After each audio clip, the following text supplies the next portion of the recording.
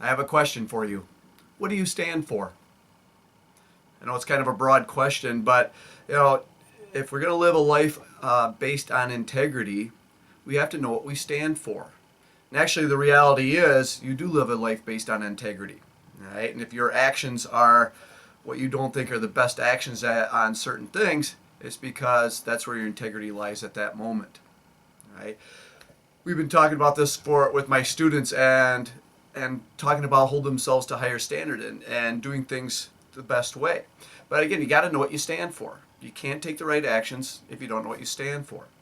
And once you do that, you have a guiding principle and you have something that can help you solve many problems and usually take the right choice actions, or at least to the best of your knowledge.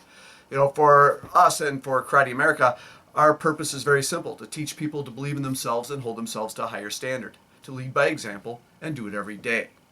You know, I go through this with my SWAT team on a regular basis. It's actually something they need to know. So when they're helping out on the floor, they know how to make the right choices when they are helping.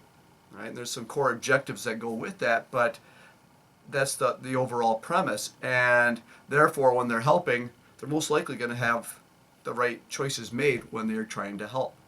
You know, so you got to ask yourself, what do I stand for? And once you understand that, all right, now what choices do I need to make to show that I stand for that? For kids, it's kind of a big thing to get their head around. Probably the easiest way for them to start to understand it. One is like the orange theory, which I talked about last time. But the other part is just ask them, what would you do if?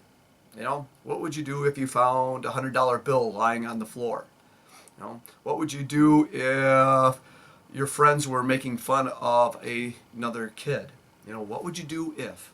Play that scenario game with them. And that will give you an understanding of what is important to them and where their values lie.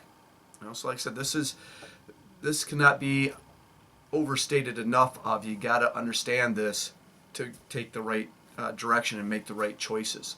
You know, there's an old Japanese proverb that basically says, action without vision is a nightmare. You know, you gotta know where you're going, and then we take the right choices. We take the right action. So, kind of a deep concept, but you know, a good thing to think about as you go through the week and the weekend. So, think on that.